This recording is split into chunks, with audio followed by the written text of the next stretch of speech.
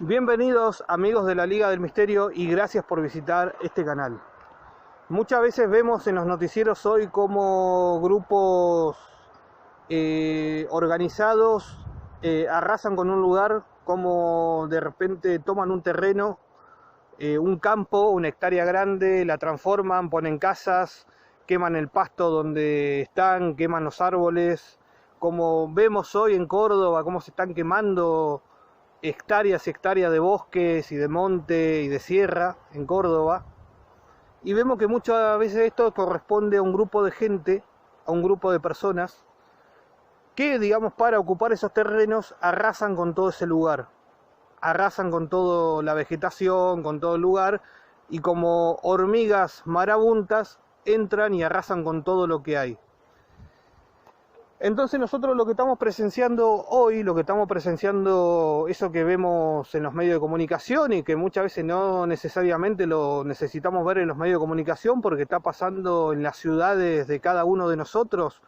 está pasando creo que en todas las ciudades y en todas las localidades de Argentina, estas tomas de terreno de grupos que entran organizados de forma violenta, de forma totalmente violenta, con palos, con garrotes, con piedras, arrasando con todo lo que se le cruza en el camino, quemando todo lo que se le cruza en el camino. Lo que estamos presenciando en realidad, y lo que por ahí nadie se atreve a decir porque es peligroso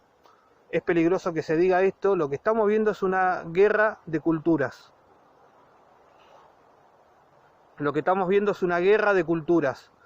Una guerra entre una cultura invasora, entre una cultura que arrasa con todo lo que se encuentra en su camino, una cultura que, digamos, usa la violencia,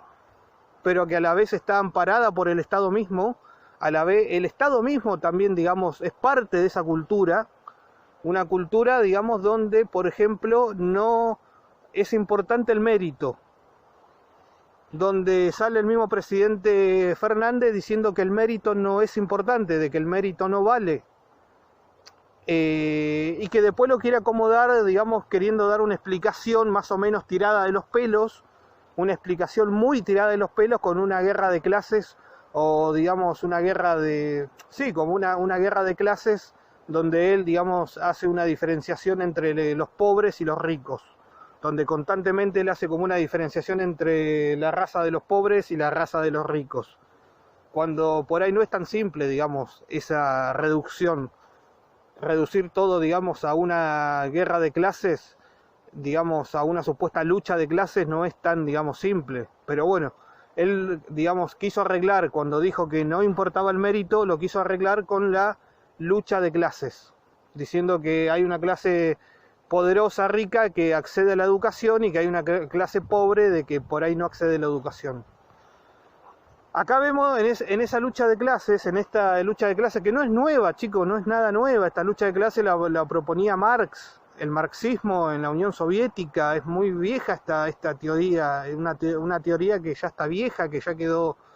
vieja y que ya fue revisada y fue, digamos, hasta reformulada esta guerra de clases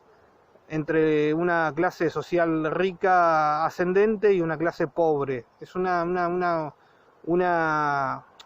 esto es una teoría vieja, una teoría que fracasó en todo el mundo, porque se ve que la realidad no es tan así. Pero bueno, nada, él quiere explicar, o quiso explicar, cuando dijo que el mérito no era importante, lo quiso explicar con esta supuesta lucha de clases. Pero acá lo que estamos viendo, lo que estamos presenciando es una guerra de culturas, eso sí, una guerra de culturas, donde de un lado tenés una cultura de gente trabajadora, de gente que, digamos, mediante no la rosca, sino que mediante el esfuerzo, el estudio, mediante el esfuerzo del estudio, mediante el esfuerzo del trabajo también, pero del estudio también, de la formación, de la cultura, digamos, pero la buena cultura, la cultura donde vos aprendés algo, la cultura donde a vos te deja algo, la cultura, digamos, que vale la pena ser aprovechada, la cultura que encontrás en los teatros, en los museos, esa cultura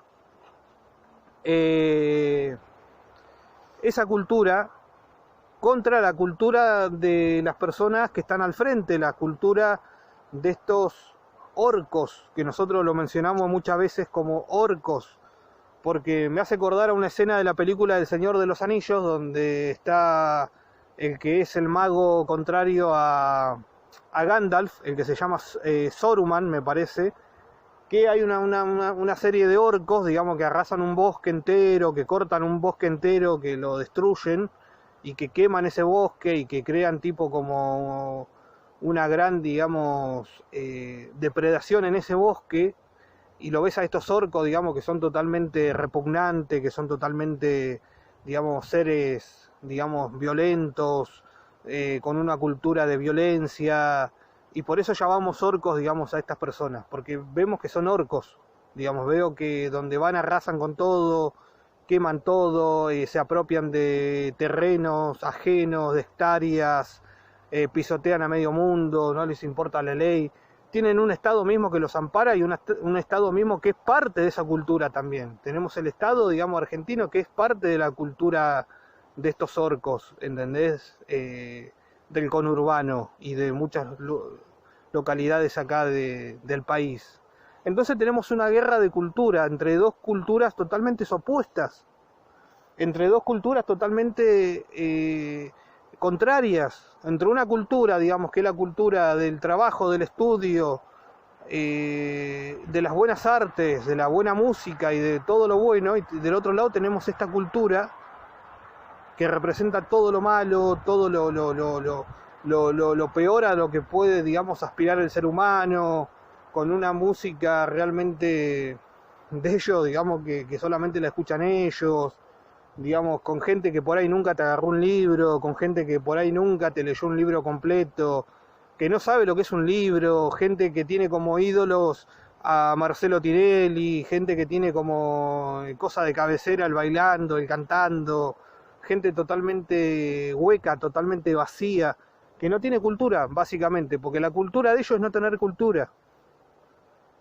La cultura de ellos es la degradación de la música, la degradación de, bueno, de la literatura no, porque realmente no consumen literatura, porque realmente jamás te leyeron un libro. La degradación de, digamos, la cultura, justamente, la cultura de ellos es la degradación de la cultura. Y del otro lado tenés personas que, digamos, quieren una cultura, digamos, quieren tener una cultura en común, digamos, que aprecian la cultura, no solamente la de este país, sino la de otros países. Entonces lo que estamos viviendo acá, lo que estamos presenciando acá, es una guerra de culturas, donde vos tenés dos culturas totalmente diferentes, dos culturas totalmente opuestas, entre dos, digamos, de un lado, y son muchos, digamos, los bandos, el bando, digamos, que tiene esta cultura, que es la no cultura, y el otro bando, digamos, donde está la gente que tiene una cultura más amplia o más rica. Pero básicamente la grieta es esa, digamos, la grieta, más allá de que la grieta sea entre kirchneristas y no kirchneristas, entre macristas y no macristas, yo creo que la verdadera grieta es esa guerra de culturas. Y que se puede decir que esta guerra de culturas persistía y existió antes de que existiera el kirchnerismo. Nada más que el kirchnerismo le terminó de dar forma, el kirchnerismo agarró a toda esa masa sin forma, a toda esa masa, digamos, sin forma, sin una forma definida, y el kirchnerismo la hizo uniforme a esa masa, la moldeó y le dio una forma. Pero fíjense que esta grieta, primero, para que existiera la grieta, tenía que haber una grieta original. Y la grieta original, esta grieta original, digamos, era justamente esta guerra de culturas, donde esta gente, digamos, los kirchneristas, que hoy son kirchneristas, que tienen forma de kirchneristas, digamos, en realidad antes de que, digamos, Néstor Kirchner pisara Capital Federal, digamos, que lo conociéramos a nivel país, antes, digamos, que antes lo conocían solamente los santacruceños, antes de que lo conociéramos a nivel país, antes que el kirchnerismo desembarcara, digamos, en el país, esta gente ya estaba latente, pero era una masa sin forma, era como una masa popular sin forma definida. El mérito del kirchnerismo, digamos, si tiene mérito realmente, el mérito del kirchnerismo fue agarrar a toda esta masa de personas sin forma, digamos, a toda esta masa de gente popular sin forma, y darle una forma, definirla y darle una forma definida. Y volvamos de vuelta a la película El Señor de los Anillos. Es como cuando viene Saruman y le pone una mano blanca, tiene la mano blanca y le pone una mano blanca, creo que en el pecho o en la frente, digamos, de los orcos. Y es como que le da una forma, una identidad, que hasta ese momento no eran, digamos, en ese momento no tenían identidad, era una cosa, digamos, sin identidad, era una masa violenta, individual, pero sin identidad. Lo que vino a hacer el kirchnerismo fue ponerle esa mano blanca, a modo de metáfora, fue ponerle esa mano blanca,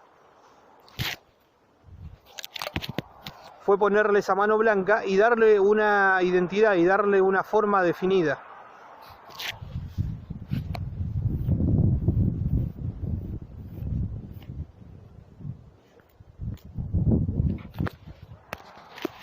Perdón.